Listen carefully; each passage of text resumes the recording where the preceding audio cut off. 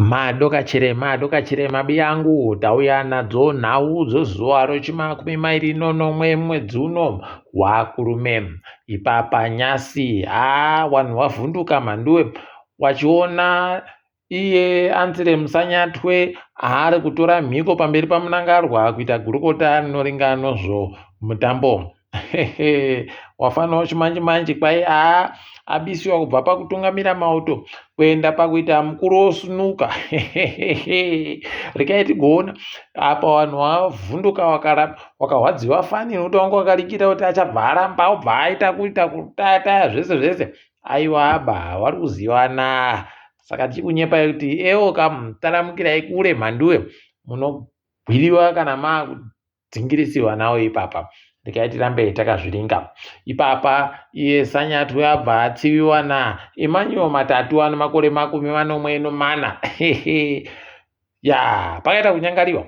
kwai Emmanuel Matatu uyu ndiye atoo Lieutenant General ikweyo kumasoja koko akaita makore anopfuura 20 ari Brigadier General kwautozonzi makore 2 apfuura ano aiwa chiitawo iwewe chiitawo Major General wobva waona kuti pakanyangara rekai tirambe zvedu tichiringa kuti zvinoperera papipo kare kuti wanenge wachitsana kupi chaiko mapurisa ozeta rapi nyasi adokerera kuisa tsamba dzinosvika 4 wari kuti iwo wanhu garai mudzimba mureke kugoburika kana muri kuburika mureke kugoburika nezvombozvo kuti tikakubatai nazvo tinoti munoda kukonzeresa aidiwi kureketa utoti ipapa heno kuti iwo wana vhenda wakati tikunzi tanzireke kubatiwa wanenge wachiita sei nekuti ndikuona musomuvhuro munhu wese achinonzi garai mumba huikeenda kubasa kana kuendepi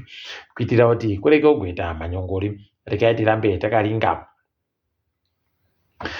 sangano roZANU-PF raita musangano waroka iko kuCentral Committee kwawoko wamunangaro wakazoburika wari kureketa kuti wakomana gorekai kuti ari kusikinya tokono ngatirambe takabatana kuti zviite zviri right rekai tione kuti wachabatana chere kana kuti wanenge wachibatana pahuro tinenge tichikunyepai mhanduwe kuti zvinenge zvichakaira sei uku uyu anoringana zvokutekedzwa kwamasoko kuZANU-PF kwawoko Farai Marapira anga ari kutorapira achiti iye kwaiya vanhu vachandoita zvokuratidzira padandemutande kuratidzira chaiko kwamakakamirira kuti kuitike ichokwadi cheri ichi heno mabucha ticharamba takazviringa kuti zvinenge zvinano papi tinenge tichindokunyepai nyasi makuno yano kwaburika utoti hwamunangarwa wakachinja pfungwa zvawanga wamboreketa zviya kuti zvakareketiwa navachina masa zviri bebasa kudzinga kwawanga waita achina masa wanhu wowarakashifo ED wari watanhatu kwaburika imwe tsamba mhandiwe itoreketa kuti madzingiwa aburikai bvaipo kwai imimi mungaite basa rekuta kuti tiseke china masa burikai bvai ipapo kunombane achawarakashira padande mutande ticharamba zvedu takaringa kuti zvinenge zvimboita nokupi tichikunyepai vendors for ED wakomana waita kumeresiwa mapapiro chaiko tikundonamatira kuti areke kugoita mapapiro omapepa nokuti kukandonaya omapepa anobva aita kutota zvosaya basa nokutoti ipapa makanzuru kubva kurambidziwa kwaagoita kuti areke kugovabisa mugwagwa mhanduwe kana mapurisa kana ani palibe ari kuita simba kana ari kusimudza kagumwe chaiko kuti agovati imi bvai ipapo pakaita kunyangariwa rekai tirambe tichiringa kuona kuti zvinosvika harini zvinosvika kupi zvakadandi tinenge tichikunyepai zvedu guta raHarare nyasi rarwadziwa fani paburika kuti kuno murume ajamba mhanduwe kubva paRobin House muHarare mumu mhanduwe kujamba kutosvika hachekupfanga aita kwaenda nenda nokudya sadza zvakaita kuoma upenyu huri kunetsa vanhu asi izvi tinozvikurudzira baizvi ndo anonzi marambadenga chaiwo iwaya marambadenga ukutoti yawo anozvida bazvo vanhu vanozvitora izvi kubva wazviuraya mhanduwe pakanyangariwa mweya wache heno kuti unozorora chere murugare wakadari iyeyo tinoramba takandoringa hedu kanzuro yeguta reHarare iri kuziya bai papa kuti yoita sei nokutoti wana kanzura wari kunzi wari kuramba zvakureketika kuti kanzuro ida kuti chikwata chonhabvu chaScott ndicho chishandise iyo nhandare yobhora yorufaro kubva kumabvuku kwawariko. Orerere mhandiwe, ndikaitione ipapa chiringaika kuti inenge yakati yaScott, yoti Dynamos, yoti Highlanders, yoti Kepekepe, yoti Herentals, yoti Yada. Heno idina yawe ndikaizvedu tirambe takaringa kuti zvinoperera papi, asi idi zvikwata zvizvi palibe chizvinu chaipo.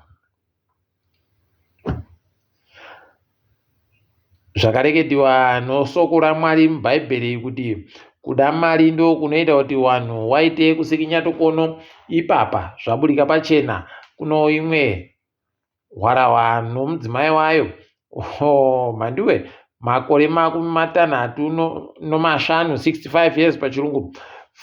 Frank naye Francisca mudzimai wache wagonziwo wagotora mari yenge iri zviuru zvomari yekuAmerica 34 $34,000 US pachirungu. Heno kuti wakaisenzesei apa yange yandoisiwawo muakaundi mawo zviribe kana munhu aziva kuti chii chaitika. Bhangi ranga ratozviitirawo haro kuita kuvhiringika ipapo. Wakomana kwakutsakadaka mari kaye kunoapa wabva wanzi makore 8 mujeri, bva wanzi tabisa mana matatu asara aya kana mukakona kugobhadhara mari iyi yese panopera mwedzi wa10 munogara kunze. Asi kana mukareka kuibhadhara panosvika mwedzi iwoyo chachaya motopinda mujere. Orerere mhandiwe, pakaita kunyangariwa idi, kunyangaritsa wasaya kuti wakomana vanhu vanga wazviraramira pesa apa kwauzotanda mahwarawa kupinziwa mujere. Unobva waita kuzvisaya idina yawe. Asi rikaiti kuona kuti wanenge wafunda chere kana kuti zvinenge zvichikaita sei. Mukuru webhangi roCBZ Lawrence Nyasema agoreketai kutoti wakomana isu taada kutoita kuringa kuenda kunze konyika chaiko, kuti bhengi redu riende kunze konyika zviite kaire zvisvinu. Wari kuringa kuti wakatandira kunyika dzakatenderedza Zimbabwe dzodzasi kwaAfrica, wogopinda muAfrica, wogozobhura kuenda kunana Europe nokunana China nokupi kwese uku. Wari kufunga kuti wanokona kunota wakaenda ikweyo. Tikaiti kuringa kuona kwachiri kuti zvinobudika chere kana kuti panenge paribe. Apa izvezvi mhandiwe, makwirire anoita zvino munyika pagore nopagore zviri mari yokuAmerica kwaya ari pazvikamu 15 kubva muzana 15% pachirungu. Kana rizigi aiwa kwairi kukwira zviri kunakidza rekaiti rambe tichiringa zvedu kuti zvinenge zvichikaira sei ipapo. Uku tikaringa dzomutambo izvezvi Zimbabwe yafara chaizvo pareketiwa kuti kiriketi tinenge tiri kutamba kiriketi noSouth Africa noNew Zealand parichatamba mwedzi wa10 nakakunguru. Aiwa zvisvinu mitambo yotest inenge ichitambiwa mazuva 5 iya, poita mitambo yoT20 tiri kuti pamberi nazvo dai zvaramba zvakadando tinenge tichikunyepai zvedu. Onesimo Basera kwaya agoenda kuti haiwa ndauya noBasera inini kuSuperSport United ari somurairidzi woBasera. Rikaiti kuona kuti Grant Johnson achaita kuti zviite zvisvinu chere paanenge akumuseenzesa kuti aite zvinhu zviuye wahwine noBasera. Tinenge tichikunyepai kuti zvinenge zvichikaira sei ikweyo. Apa toringa kadzirikitika pasi rese. EFF iriita kufara mhandiwe idina yawe. Kambo kawo kokuti shoot the boa wanga waendesiwapo kare kudare AfriForum ichiramba zvakabudika kudare ropasi. Asi yabva yanzi aiwaba imimi bvai pano tikudai bari kutetekera zvamuri kureketazvo.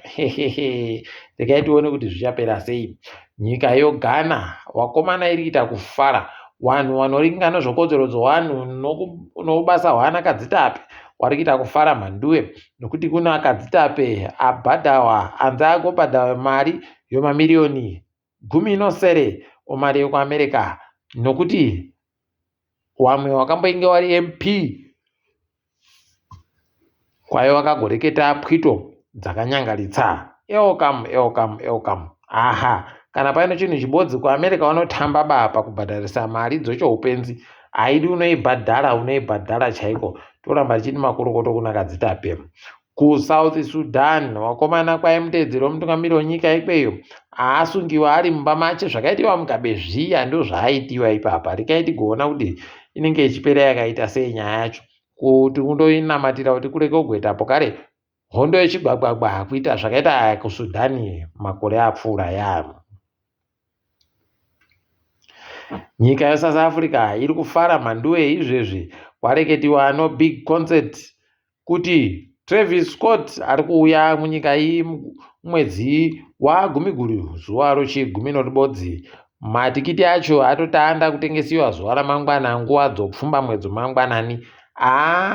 Nayawe vanenge vari kuita kunakiwa hawo wabiedu. KuAmerica kwai ipapa guta roFlorida riri kufunga ipapa kuti toita sei kuti tikone kuita kuti wapwere wakone kuendesiwa kubasa mhanduwe.